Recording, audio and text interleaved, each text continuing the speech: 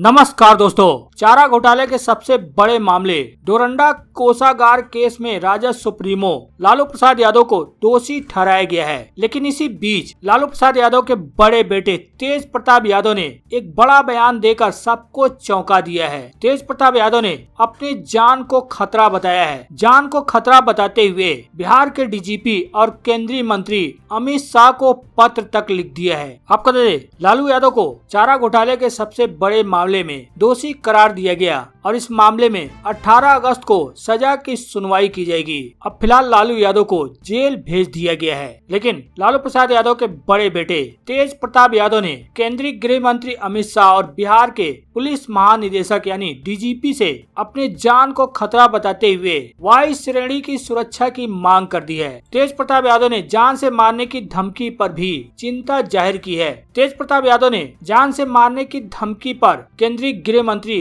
व बिहार के डीजीपी को पत्र लिखा। इसके मद्देनजर उन्होंने सुरक्षा के दृष्टिकोण से वायु श्रेणी की सुरक्षा की मांग की। तेज प्रताप यादव ने केंद्रीय गृह मंत्री को अपने पत्र में संबोधित करते हुए लिखा है कि मान्यवर, वर्तमान में मैं 2M स्टैंड रोड पटना में निवासित हूँ। पूर्व में बिहार सरकार के कैबिनेट मंत्री के पद पर भी रह चुका हूँ। प्रतिदिन मुझसे हजारों लोग मिलने आते हैं एवं समय समय पर मुझे राज्य के नक्सली क्षेत्रों सहित अन्य क्षेत्रों में जनता की समस्या के समाधान हेतु जाना रहता है। विगत दिनों मेरे आवास पर कुछ असामाजिक तत्वों द्वारा हंगामा किया गया था एवं जान से मारने की धमकी भी दी गई थी। अतः बौद्धि से आग्रह की सुरक्षा के दृष्टिकोण से मुझे वायु श्रेणी सुरक्षा प्रदान करने हेतु बिहार सरकार को आदेश देने की कृपा की जाए। वहीं तेज प्रताप यादव ने एक पत्र बिहार पुलिस महानिदेशक को भी लिखा है। उसमें भी तेज प्रताप यादव ने इन्हीं बातों का जिक्र किया है। इसमें भी उन्होंने लिखा है कि मुझे प्रतिदिन नक्सली क्षेत्रों सहित अन्य क्षेत्रों में जनता की समस्या के संबंध में जाना रहता है। प्रतिदिन मुझसे हजारों लोग मिलने आते हैं और विगत दिनों यानी पिछले दिनों मेरे आवास पर कुछ असामाजिक तत्वों द्वारा हंगामा किया गया था और जान से मारने की धमकी दी गई थी। इसमें भी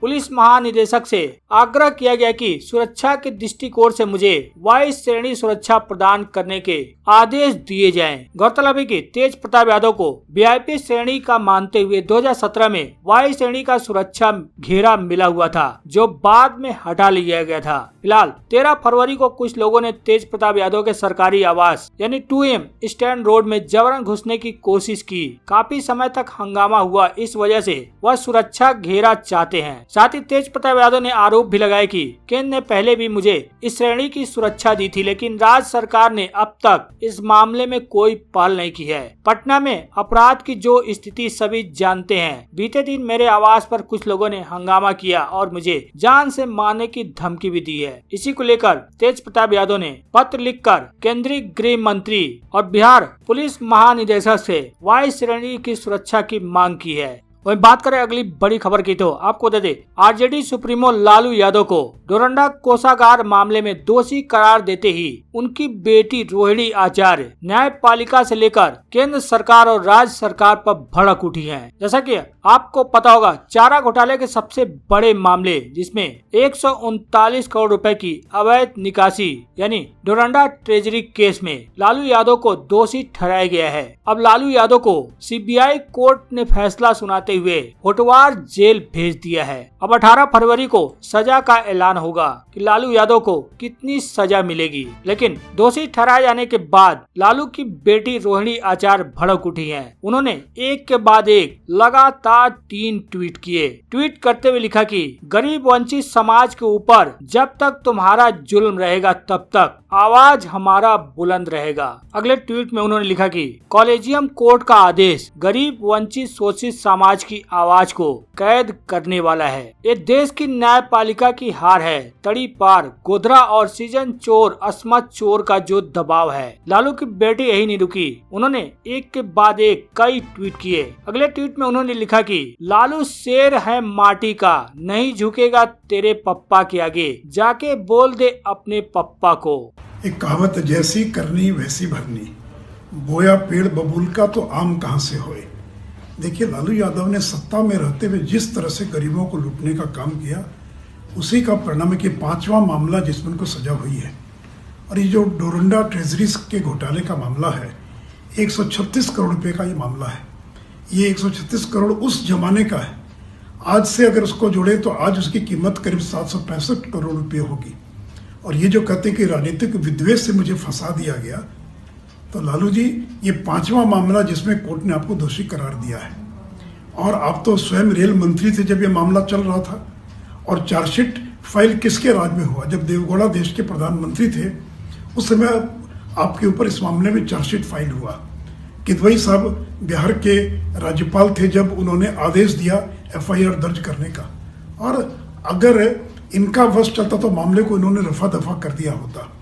ये तो पटना हाईकोर्ट ने सीबीआई जांच का आदेश दिया, और अगर हम लोग पीआईएल दाखिल नहीं किए होते तो मामला रफा दफा हो गया होता। इन लोगों ने तो एक जांच कमेटी बनाकर पूरे मामले को रफा दफा करने का पूरा प्रयास किया, लेकिन पटना हाईकोर्ट ने जब सीबीआई जांच का आदेश दिया तो लालू जी इसके खिलाफ में सुप्रीम कोर्ट चले गए। और सुप्रीम कोर्ट ने न केवल सीबीआई जांच को बहाल रखा बल्कि कहा कि पटना हाईकोर्ट इसके मॉनिटरिंग करेगा। सीबीआई स्पेशल कोर्ट का, यानी जो लोअर कोर्ट है, ये उसका फैसला है। और कोर्ट का फैसला होता है तो हम लोग तो भाई पालन करते ही हैं ना। पालन नहीं कीजिएगा तो कंटेम्प्ट ऑफ कोर्ट हो जाता है। तो सबको कोर्ट के फैसले को, आदेश को जो है पालन करना ही चाहिए। दूसरी बात, ये कोई अंतिम जजमेंट नहीं है। 6 बार जो भी सज़ा हुई है, हम लोग हर केस पे अपील में हाई कोर्ट जा चुके हैं। तो निर्णय जो होगा ये अंतिम फैसला नहीं। लालू जी ज़रूर बड़ी होंगे, हाई कोर्ट है। हाई कोर्ट नहीं तो जो जुडिशियल जो स्ट्रक्चर जो होता है, हाई कोर्ट के बाद जो है सुप्रीम कोर्ट होता है। कई बार आप लोगों ने देखा होगा निचली अदालत का जो फैसला होता है हाई कोर्ट में गलत हो जाता है। या कई बार हम लोगों ने कई चर्चाओं को, कई विषयों को देखा है कि भाई हाई कोर्ट में जो फैसला हुआ सुप्रीम कोर्ट में पलट जाता है। तो ये सारी चीज़ें जो हैं, तो अब कोर्ट का फैसला है तो उसका हम लोग पालन तो करेंगे ही। लेकिन आपको एक देश की जनता यही ना देख रही है कि भाई ये तो आज़ादी जब से मिली है और अब तक लगता है कि एक ही घोटाला हुआ है और कोई घोटाला किसी को दिखाई नहीं। और एक ही नेता हैं जिनको सजा हुई है, और एक बार नहीं बार बार, यानी केस एक था उसको बांट दिया गया। अरे घोटाला तो एक था ना, कॉन्स्पिरेसी तो एक ही होती है। अब फल्ला कितनी बार सजा देगी? देश की जनता जान रही है कि सजा किस कारण जो है गरीबों के मसीहा नेता को क्यों मिला है। अब जेल तो भाई गरीब और गरीब का नेता ही ना गया है। जो अमीर हैं, जो बड़े लोग हैं, या उनके बड़े लोगों के जो नेता हैं, उन पे कभी कार्रवाई हुई है क्या? बिहार में 80 घोटाला हो गया अब तक 15 सालों के अंदर नीतीश जी के राज में, लेकिन कहाँ किसी पे कोई कार्रवाई?